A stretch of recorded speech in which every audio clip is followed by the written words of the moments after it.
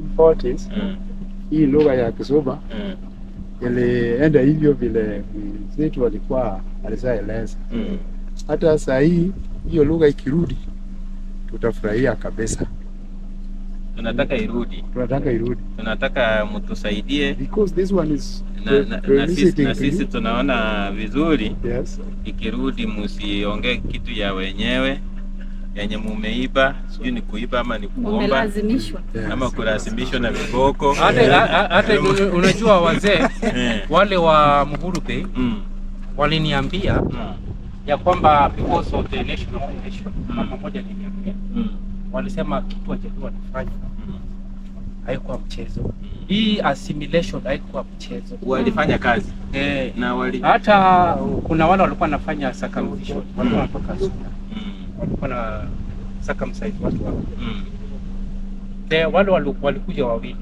Najaribu kutafuta hiyo China, nikipatiwa hiyo China. Waliuliwa in the border between Suba na Nyatike. Suba South na Nyatike. Wakaambiwa msirudi hapa tena.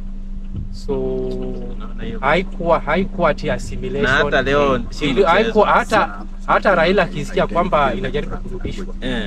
Utasikia na that's why ni vita. Si mchezo because 1 million. Hesabu yetu ni ya kwamba Wakisii milioni 1 kwa because Wasuba 70% ni Wakisii ya Wasuba. 70% ni Wakisii. Alafu 30% ni Wabaganda, Basoga na Baragoli na Banyala. Hani 30%. Hao ndio wanaongea Olusuba. Na hawa wajukuu wa Mogusi wanaongea Ekisuba. Tunasikia tuna Girango, tuna Abasweta, tuna Abagusero, hata unaona Rongo constituency. Hiyo barabara hadi nini Nyatike. Hiyo barabara mpaka Kuria. Wajaluo are only 2 constituencies. Awendo na Nyatike. Hizo peke yake. And even in that Nyatike Suna ni wa hao si wali hapa.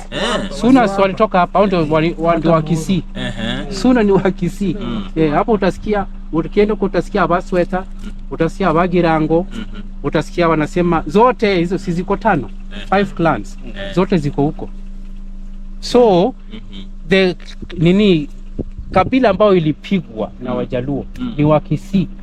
Wasuba is a byproduct of the war between ya Wajaluo na Wakisii. Hakuna kabila lingine ilipigwa. So wale walibadilishwa waliitwa Wasuba. Unaona? And that's why Wasuba wanaposimama hata kiti cha ugavana wanaambiwa waende wapi? Wakasimame Kisii na Nyamira. That's what nani aliambiwa huyu the deputy governor. Oyugi Magwangani wa Abasweta wa hapa. Nyagwanga huyo deputy governor. Aliambiwa wewe usimame wapi? Kisii na huko utachaguliwa huko. Si hata Gladys Wanga ni Msuba. Huyo ni Msuba. Governor na deputy. All of them they were. So hao ni wale wa Kisii walibaki. Unaona wa Kisii walipokuwa nafukuzwa Nyando. Sijui kama mnajua hiyo historia vizuri.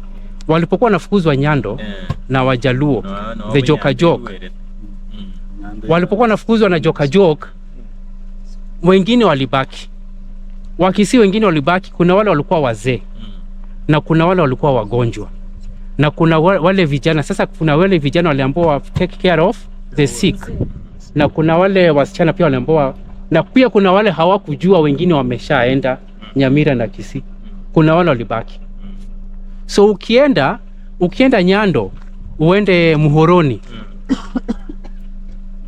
all clans za Wakisii ziko huko. Hata Luanda Magere niliuliza mtu Luanda Magere alikuwa kabila gani, wanasema alikuwa Mjaluo. Nikasema hiyo ni uongo. Hakuna Mjaluo anaitwa Magere. Hakuna, hata ujaribu palipo, hata hiyo university mko na watu 60,000. Tafuta Magere. The only tribe ambayo iko karibu na Magere ni Kisii ambayo inaitwa Mogere. Na Kipsigis na Mogere. Na Kipsigis ambaye anaita Magerer. Sasa mgisikia Kipsigis anamuita Magerer. Na kuna Mjaluo. Na ukienda Muhoroni kuna kabila ukoo inaitwa Sidho.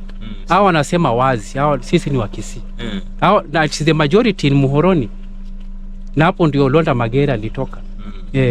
So all the villains were other tribes. But wale walikuwa na nguvu walikuwa Wajaluo. So tusonge mbele. Okay.